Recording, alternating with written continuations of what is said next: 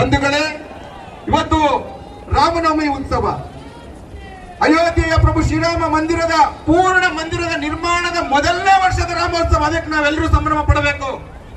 ಯಾಕೆ ಅಂತಂದ್ರೆ 4.5 ಶತಮಾನಗಳ ನಿರಂತರ ಸಂಘರ್ಷ, ಅಂದ್ರೆ 450 ವರ್ಷಗಳ ನಿರಂತರ ಸಂಘರ್ಷದ ನಂತರ, ಕಾನೂನಿನ ಹೋರಾಟದ ನಂತರ ಪೂರ್ಣ ಮಂದಿರವನ್ನ ನಿರ್ಮಾಣ ಮಾಡಿ ಧರ್ಮ ಧ್ವಜವನ್ನು ಆರಿಸಿದ ಮೊದಲನೇ ವರ್ಷದ ರಾಮೋತ್ಸವ ಇದು.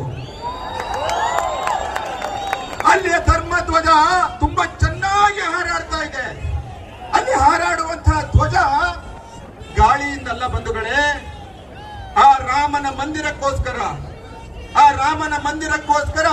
3.5 ಲಕ್ಷ ಜನ ಬಲಿದಾನ ಆಗಿದಾರಲ್ಲ, ಅವರ ಉಸಿರಿನ ಕಾರಣಕ್ಕಾಗಿ ಹಾರಾಡ್ತಿರ್ತಕ್ಕಂಥ ಧ್ವಜ ಅದು. ಈ ರಾಮ ಮಂದಿರ ಇದೊಂದು ರಾಷ್ಟ್ರ ಮಂದಿರವಾಗಬೇಕು.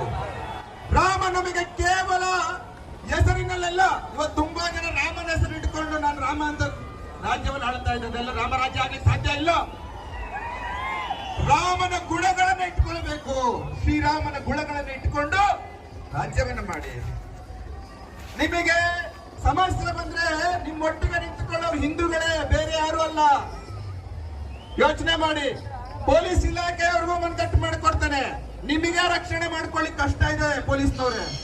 ನಿಮಗೆ ಕೆಜಹಳ್ಳಿ, ಡಿಜಹಳ್ಳಿ, ಹುಬ್ಬಳ್ಳಿ ಎಷ್ಟು ಸ್ಟೇಷನ್ಗಳಿಗೆ ಬೆಂಕಿ ಹಾಕಿದ್ರು, ಅವಶ್ಯಕತೆ ಬಂದ್ರೆ ನಿಮಗೆ ನೀವು ಸಪೋರ್ಟ್ ಮಾಡುವವರು ನಾವೇ ಬರೋದು ಮತ್ತೆ. ಹಾಗಾಗಿ ನಮಗೆ ಸಹಕಾರ ಕೊಡಿ.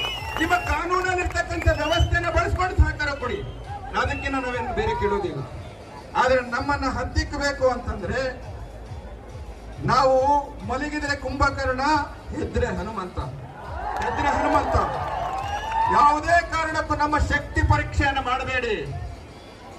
ನಾವು ಶಾಂತಿ ಪ್ರಿಯರು ಹೌದಿದ್ದೇವೆ.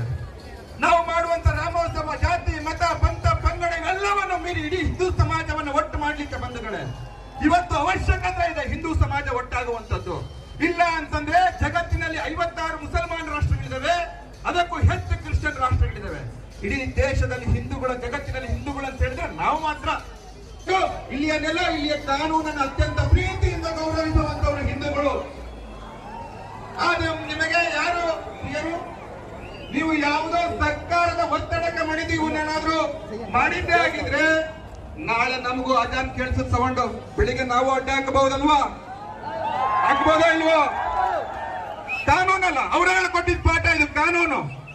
ನಾವು ಕಾನೂನು ಪ್ರಕಾರ ನಾವು ಹೋಗ್ತೀವಿ ಸ್ವಾಮಿ. ಜಿಲ್ಲಾಡಳಿತ, SP ಅವರೇ, ನಾಳೆ ದೊಡ್ಡಬಳ್ಳಾಪುರದಲ್ಲಿ ಇರ್ತಕ್ಕಂಥ ಪ್ರತಿಯೊಂದು ಕಸಾಯಿಖಾನೆಗಳನ್ನೆಲ್ಲ ಬಂದ್ ಮಾಡಿಸ್ತೀರಾ ನೀವು? ಆಗೋದಿಲ್ಲ ನಿಮ್ಮ ಕೈಲಿ. ಯಾಕಾಗೋದಿಲ್ಲ ಅಂದ್ರೆ ಹಿಂದೂಗಳು ಮಾತು ಕೇಳ್ತಾರೆ. ಅದೇ ಮುಸಲ್ಮಾನರಿಗೆ ಹೇಳಿದ್ರೆ ಕೆಜಹಳ್ಳಿ, ಡಿಜಹಳ್ಳಿ ಸ್ಟೇಷನ್ ಬೆಂಕಿ ಹಾಕಿದ್ರಲ್ಲ, ಹಂಗೆ ಬೆಂಕಿ ಹಾಕ್ತಾರೆ. ಅದಕ್ಕೆ ಭಯ ಇದೆಯಾ ನಿಮಗೆ?